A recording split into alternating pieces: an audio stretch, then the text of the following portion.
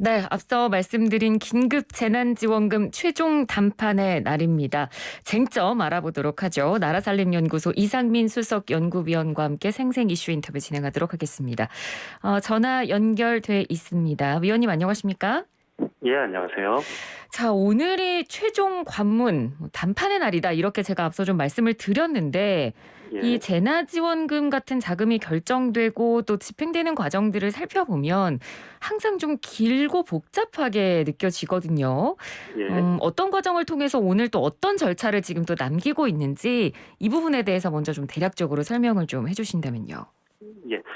뭐 예산 절차는 정부가 예산안을 편성을 하고 그것을 국회에서 심의를 하면은 결정이 되는 건데요. 네. 그런데 뭐 사실 이 절차가 문제는 아니에요. 그러니까 예산은 정치라는 말이 있어요. 음. 그러니까 이게 무슨 소리냐면은 여야가 합의하면은 다 된다는 얘기입니다. 네. 그래서 뭐 절차에 우리가 그렇게 큰 관심을 갖기보다는 여야가 어떻게 합의를 하냐, 그리고 나서 음. 정치적인 책임을 짓는 거죠. 네. 그러니까 뭐 절차에 문제가 있다라기보다는 여야의 합의가 가장 큰 쟁점이다라고 이야기를 해 그럼요. 주셨는데 네. 정치적으로 여야가 합의만 한다면은 안 되는 네. 것은 별로 없습니다. 네. 그러니까 오늘 과정은 이렇습니다. 예산결산특별위원회가 추경 예산안 조정소위를 오늘 여는 거고 그래서 예. 2차 추가 경정 예산안 세부 심사를 지금 하고 있는 건데 그러니까 딱 쟁점은 이겁니다. 아마 다들 아실 테지만 다 주느냐 아니면 선물적으로 주느냐 이 부분이거든요.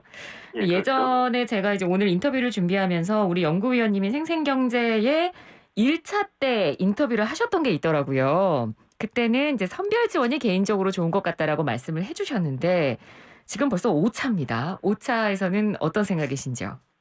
정확히 말하면은요, 저는 원론적인 말을 한 건데, 선별을 할 수 있는 굉장히 효과적인 수단이 있다면은 선별 지원이 당연히 더 좋은 겁니다. 근데 음. 문제는 우리 국민들이 동의하는 효과적인 선별 수단이 과연 있느냐라는 문제가 중요한 건데요. 네. 그런데 저는 참 이런 질문 자체가 계속 지속되는 것이 안타까워요. 그러니까 무슨 음. 소리냐면은 작년 코로나가 처음 이제 이슈가 됐을 때, 그 작년 추경을 처음 만들 때부터 이 문제는 계속 이슈가 됐었잖아요. 선별이 좋냐, 부평이 좋냐. 그렇죠. 근데 1년 동안 이 문제를 계속 논쟁을 했는데 바뀐 게 하나도 없는 거예요. 음. 근데 이 바뀐 게 없다라는 것이 굉장히 안타까운 게 네. 1년 동안 우리는 굉장히 많은 이런 자료를 확보를 했거든요. 그러니까 구체적으로 작년도 소득 자료가 이미 있어요. 그러니까 작년 음. 같은 경우는 코로나 상황에서 누가 손해를 보고 누가 손해를 보지 않는지에 대해서 아는 사람은 아무도 없잖아요. 네.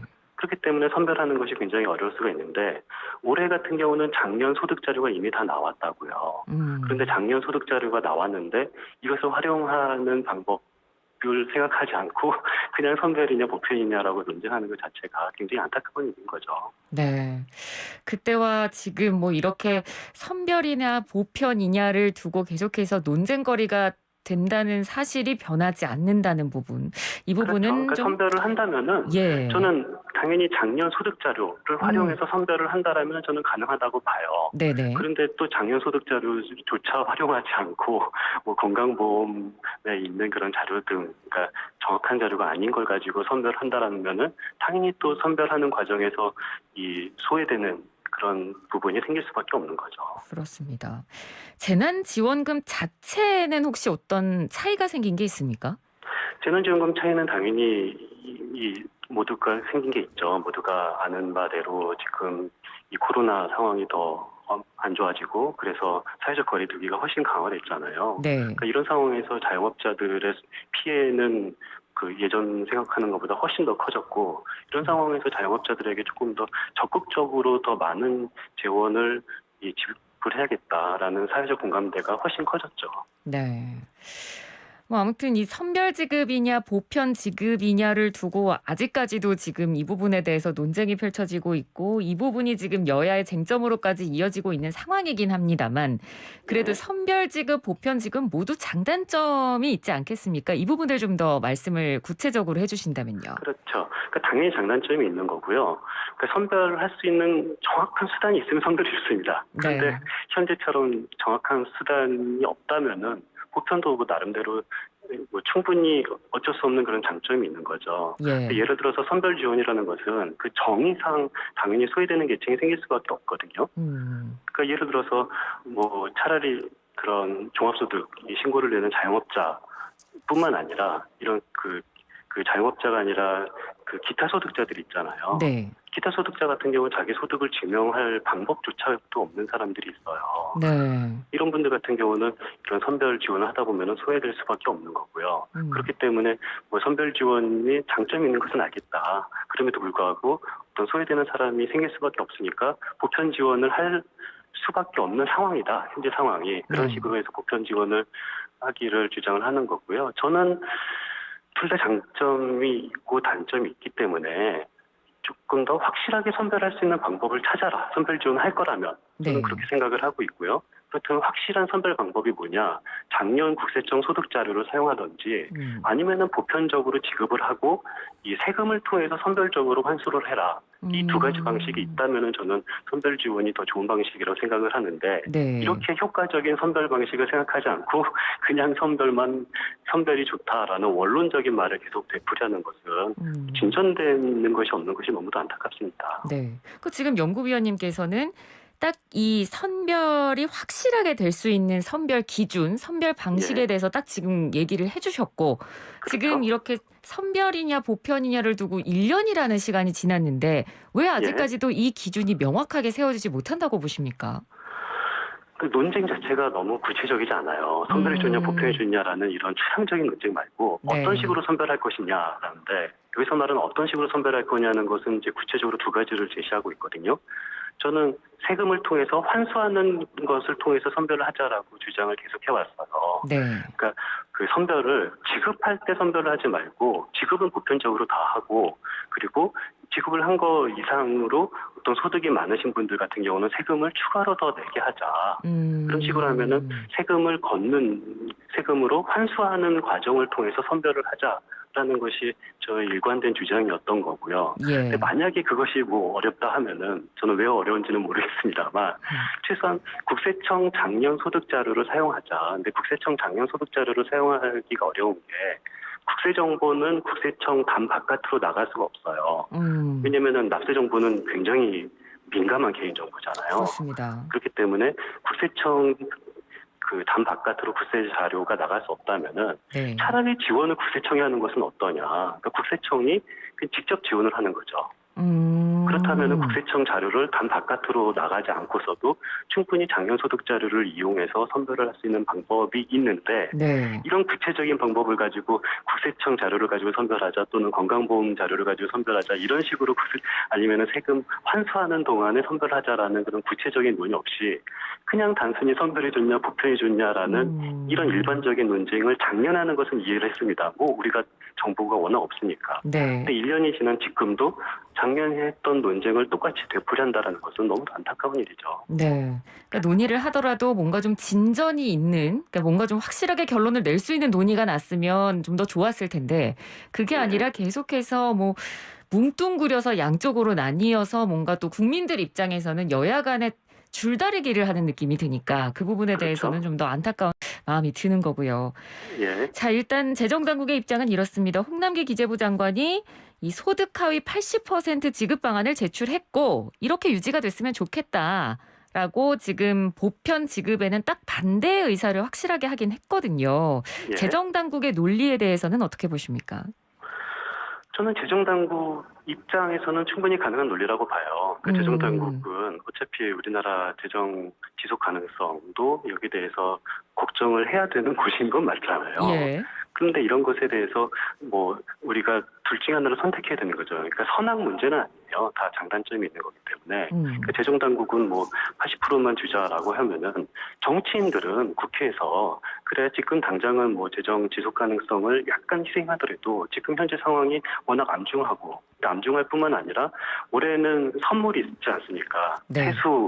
세수가 증대되는 우리 예상치 못했던 세수 증대라는 선물이 있는데 이 선물을 통해서 어떤 굉장히 어려운 그런 자영업자나 기타 소득자를 돕자라고 정치권이 결단을 하고 재정당국이 거기에 대해서 뭐 반대를 하는 것은 저는 나름대로 우리가 너무 싸운다라고 생각하지 말고요. 예. 이런 식으로 자기의 입장을 통해서 서로 논쟁을 하는 것 자체는 저는 나쁘지 않다고 생각합니다. 네.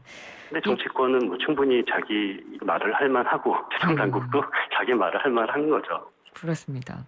재난지원금이 워낙 지금 국민들의 관심이 높다 보니까 지금 뭐 대선 레이스 달리고 있는 이 후보들도 각각 이제 입장들을 다 내놓고 있는데 야권 대선 주자 윤석열 전 검찰총장도 이런 이야기를 했더라고요.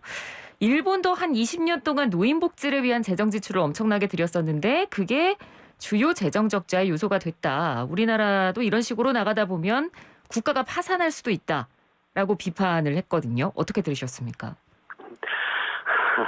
그러니까 뭐 국가 뭐 파산이라는 너무 극단적인 단어까지 쓴 것이 좀 안타까웠는데요. 네. 당연히 우리나라 같은 경우는 저출생 고령 사회가 지금 진입했고요.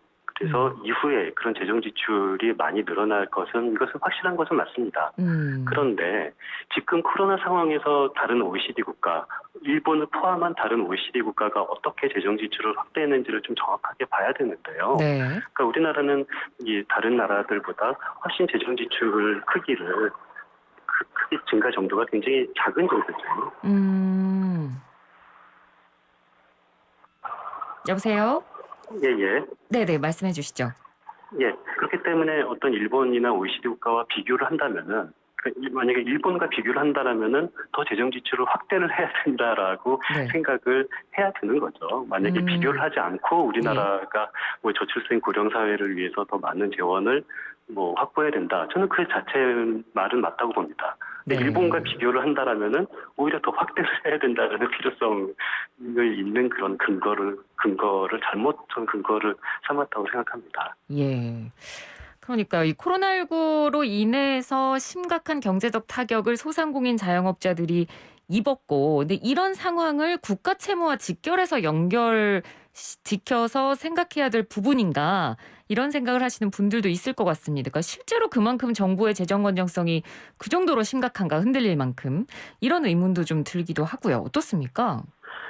그러니까 일단 다행히도 올해 같은 경우는 추가 세수가 굉장히 많이 이게 추가 세수 선물을 우리가 받았잖아요. 네. 그래서 추가 세수만 가지고도 국채를 추가로 더 계획보다 더 많이 발행하지 않는다 하더라도 이번 추경 재원은 마련을 할 수가 있는 거고요. 그리고 재정 건전성을 다른 나라랑 비교를 해보면은 우리나라 같은 경우는 뭐 전 세계적으로 가장 건전한 축에 속하고요. 특히 20년 이후 코로나 대응 지출 규모를 보면은 다른 나라보다 훨씬 이 재정을 덜 썼죠. 그렇기 때문에 저는 이 부분만 보면은 그렇게 너무 과장할 필요는 없을 것 같습니다. 예, 알겠습니다. 자, 오늘 이 소상공인 손실보상과 관련된 부분도 논의가 될 예정이라고 들었습니다. 예. 이 소상공인 손실보상 뭐 저희 생생경제 프로그램에서도 특집 대담을 통해서도 이야기도 하고 이랬었는데 지금 예. 어떻게 좀 결론이 모아지고 있나요? 그 소상공인 손실 보장이 어떻게 논의가 좀 빨리 돼야 된다는 것은 모든 국민들이 다 바라는 것 같은데요. 네. 그러니까 이게 논리적으로 너무 필요한 것이 정부가 코로나 대응을 위해서 강제로 이런 영업 제한을 두는 거잖아요. 그러니까 정부가 강제성으로 영업 제한을 둔다면은 거기에 맞춰서 손실 보상을 해야 되는 거는 논리적으로 너무 타당합니다. 그러니까 정부의 방역 방침에 그 협조를 한 거에 대해서는 거기에 대한 행정 비용을 소상공인들에게 지급을 한다라는 논리를 생각을 한다라면은 네. 정부 일을 했으면은 정부한테 돈을 받아야죠. 그런 의미로 소상공인 어떤 지원은 좀 조속하게 조금 큰 규모로 충분히 통과됐으면 되기를 바랍니다. 네, 정말 소상공인 자영업자들에게는 지금 참 1분 1초가 피를 말리는 시간이 아닐까 이런 생각이 들고 이 부분에 대해선 국민들의 공감대도 이미 큰 상황이고요. 예. 자, 끝으로 여야와 재정당국의 어떤 부분을 좀 강조해서 당부하고 싶으신지 한 말씀 해주신다면요. 그러니까 이게 지금 정쟁이 되고 있어요. 그게 굉장히 안타까운데요. 예. 그러니까 우리 이 전국의 주도권을 누가 잡느냐로 이 코로나 지원금을 바라보고 있는 것 같아서 참 안타깝습니다. 그러니까 네. 이것이 지금 당장 국민들과 소상공인들에게 얼마나 우리가 지원을 해야 될지, 근데 지원하는 것이 어떤 혜택으로 지원하는 것이 아니라 정부 시책을 따랐으면 당연히 우리는 정부 행정 비용을 줘야 되는 것은 너무도 당연한 거고, 이것을 너무 어떤 정파적인 문제로 보지 않고 조금 더 국민 입장에서 생각하기를 바라겠습니다. 네, 알겠습니다. 오늘 말씀 잘 들었습니다. 고맙습니다. 예. 네, 지금까지 나라살림연구소 이상민 수석연구위원이었습니다.